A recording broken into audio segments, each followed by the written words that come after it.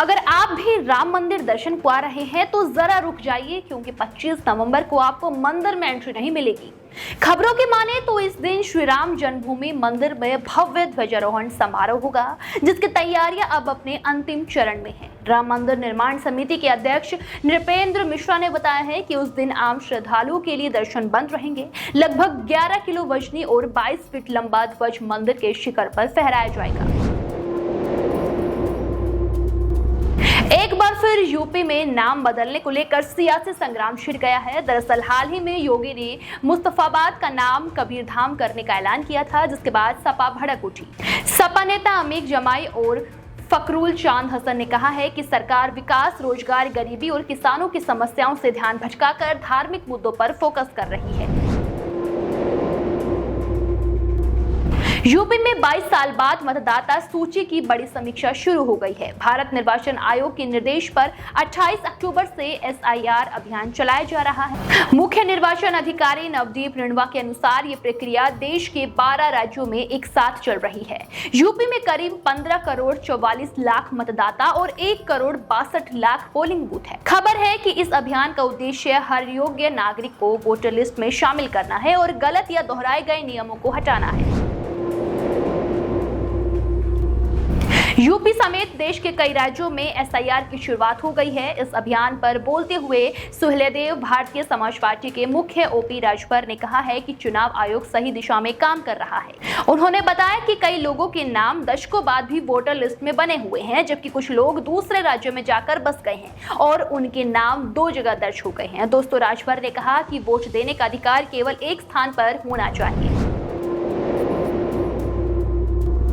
UP में नए परिसीमन के बाद पंचायत चुनावों में बड़े बदलाव हुए हैं। जिला पंचायत के 30 और क्षेत्र पंचायत के 830 वार्ड कम हो गए हैं। अब राज्य में जिला पंचायत के 3020 और क्षेत्र पंचायत के 75,014 वार्डों पर चुनाव होंगे। खबर है कि देवरिया, मुजफ्फरनगर, गाजियाबाद, कुशीनगर और अयोध्या समेत 16 जिलों में वार्डों की संख्या घटी है। ग्राम पंचायतों की संख्या भी घटकर 57,694 रह गई है। पंचायती चुनाव विभाग ने इसकी अंतिम रिपोर्ट तैयार कर ली है, जिसे जल्द राज्य निर्वाचन आयोग को सौंपा जाएगा। सीएम योगी ने लखनऊ के गुरुद्वारा याहियागंज से गुरु गोविंद सिंह जी की चरण पादुका यात्रा को रवाना किया। उन्होंने कहा कि ये यात्रा भारत की गौरवशाली सिख परंपरा और बलिदान की प्रतीक है। मुख्यमंत्री ने केंद्रीय मंत्री हरदीप सिंह पुरी का स्वागत करते हुए कहा कि ये यात्रा युवा पीढ़ी को प्रेरित करेगी और सिख गुरुओं के संदेशों को जन जन तक पहुंचाएगी। आपको बता दें, ये यात्रा दिल्ली से शुरू होकर आगरा, बरेली और सीतापुर होते हुए पटना साहिब तक जाएगी, जहां गुरु गोविंद सिंह जी की पवित्र चरण पादुका स्थापित की जाएगी। पराली दीजिए और बदले में गोबर की खाद लीजिए। दोस्तों, चौंकिए नहीं, ये बात सच है, क्योंकि योगी सरकार ने पराली जलाने की समस्या रोकने के लिए नई योजना शुरू की है। अब किसान पराली जलाने के बजाय उसे पशुपालन विभाग को दे सकते हैं।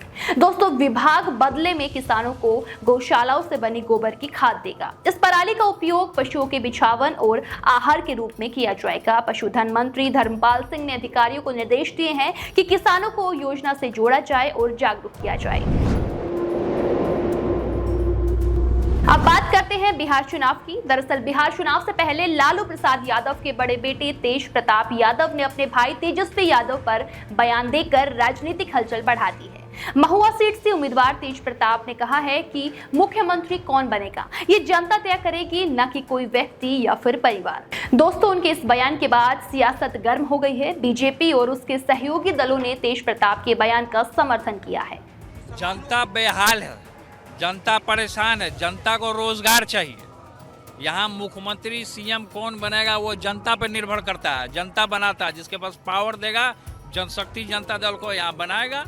दिल्ली के दिलशाद गार्डन में छठ पूजा के मौके पर एक नई मुहिम शुरू की गई है, जिसका उद्देश्य लोगों को जागरूक करना है और सांस्कृतिक पहचान को मजबूत बनाना है।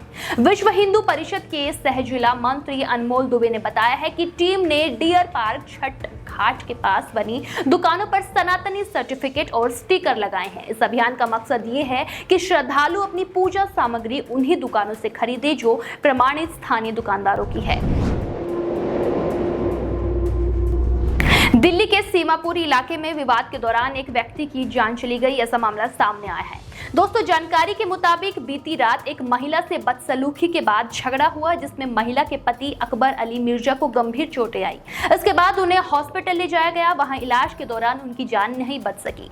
पुलिस ने इस मामले में 2 लोगों को हिरासत में लिया है और घटना की जांच जारी है। बिहार विधानसभा चुनाव 2025 अब अपने चरम पर है। मुख्यमंत्री नीतीश कुमार ने छठ पर्व के कारण कुछ दिनों का प्रचार विराम लिया था, जो अब खत्म हो गया है। छठ पर्व के समापन के साथ ही बिहार की सियासत ने फिर से रफ्तार पकड़ ली है और मंगलवार को मुख्यमंत्री नीतीश कुमार ने मुजफ्फरनगर के गायघाट विधानसभा क्षेत्र के बरुआ मैदान में जनसभा को संबोधित किया। आपकी जानकारी के लिए बता दें कि ये सभा जेडीयू प्रत्याशी कोमल सिंह के समर्थन में आयोजित की गई है, जहां मुख्यमंत्री ने जनता से उन्हें जीत दिलाने की अपील की। केंद्रीय कैबिनेट ने 8वें वेतन आयोग को मंजूरी दे दी है। दोस्तों, केंद्रीय सूचना एवं प्रसारण मंत्री अश्विनी वैष्णव ने कहा है कि पीएम नरेंद्र मोदी ने वेतन आयोग की नियम एवं शर्तों को मंजूरी दे दी है। इसके अलावा उन्होंने बताया कि आयोग की सिफारिश से 50 लाख केंद्रीय कर्मचारियों को फायदा मिलेगा और इससे डिफेंस सर्विस साथ ही साथ करीब 70 लाख पेंशन भोगियों को भी फायदा होगा। दूसरा बड़ा फैसला लिया गया रबी सीजन के लिए पोषक तत्व आधारित सब्सिडी से संबंधित है। हाल ही में सांसद इमरान प्रतापगढ़ी ने बिहार के खगड़िया में कांग्रेस प्रत्याशी चंदन यादव के समर्थन में एक जनसभा को संबोधित किया। आपको बता दें, ये जनसभा बिहार विधानसभा चुनाव 2025 के संदर्भ में आयोजित की गई थी। प्रतापगढ़ी ने 27 अक्टूबर 2025 को सोशल मीडिया के माध्यम से खगड़िया में रैली करने की घोषणा की थी। दोस्तों, चंदन यादव खगड़िया विधानसभा क्षेत्र से कांग्रेस के प्रत्याशी हैं, जिनकी उम्मीदवारी 27 अक्टूबर 2025 को स्वीकार की गई थी। आरजेडी के नेता तेजस्वी यादव ने 28 अक्टूबर 2025 को बिहार के सारण जिले में गोरखा विधानसभा क्षेत्र में एक जनसभा को संबोधित किया। जनसभा बिहार विधानसभा चुनाव के पहले चरण के मतदान से पहले आयोजित की गई और तेजस्वी यादव ने महागठबंधन के उम्मीदवारों के समर्थन में ये सभा आयोजित की। तेजस्वी यादव ने सारण जिले के माझी, तैरिया, मडोरा, अमनौर और गोरखा में भी चुनावी सभाओं को संबोधित किया। यह आयोजन 6 नवंबर और 11 नवंबर 2025 को होने वाले बिहार विधानसभा चुनाव को मद्देनजर रखकर किया गया। बिहार के मुख्यमंत्री नीतीश कुमार ने मंदिरों की चारदीवारी बनाने के अपने फैसले का बचाव करते हुए कहा कि पहले कुछ बवाली शाम के समय हिंदू मंदिरों में गड़बड़ी करते थे। इसके आगे इन्होंने कहा कि साल 2016 से 60 साल से अधिक पुराने मंदिरों के चारों तरफ बाउंड्री बनाने से चोरी और दुर्व्यवहार जैसी घटनाओं को रोकने में मदद मिली है। दोस्तों, नीतीश ने यह भी बताया कि मुस्लिम कब्रिस्तान की घेराबंदी करने के बाद सांप्रदायिक झड़पों में कमी आई है। जो हिंदू मंदिर है उसमें भी शाम में जा करके कोई गड़बड़ सड़बड़ इधर उधर करता था, तो इसी को हम इधर उधर देखे थे।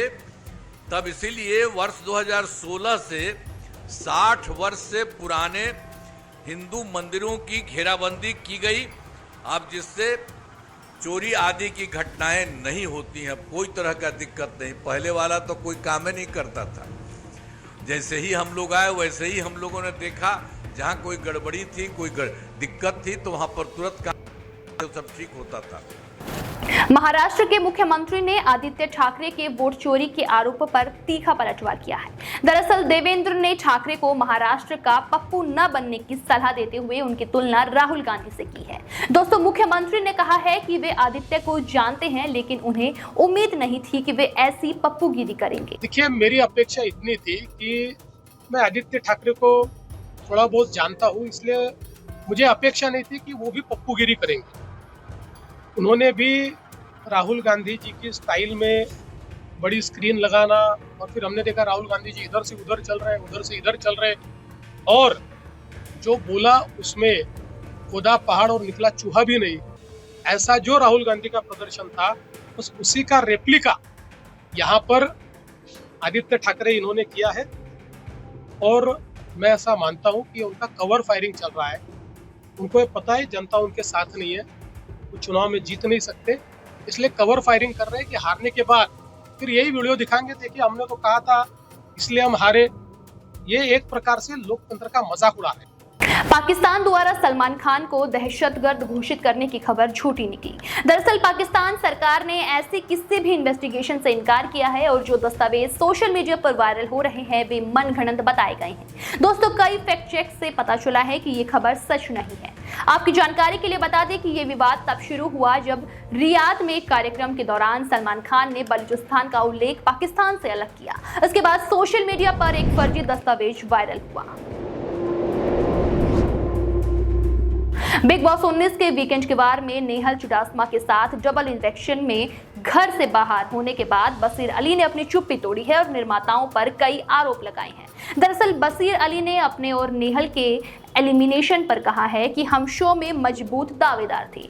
दोस्तों, सलमान खान ने बताया था कि उन्हें सबसे कम वोट मिले हैं, लेकिन बसीर का कहना है कि उन्हें कम वोट मिल ही नहीं सकते। उनका मानना है कि मेकर्स उन्हें जीतते हुए नहीं देखना चाहते। बसीर ने इशारा किया कि उनका और नेहल का कथित फेक लव एंगल दर्शकों को पसंद नहीं आया और हो सकता है कि मेकर्स ने टीआरपी के लिए उन्हें बलि का बकरा बनाया हो।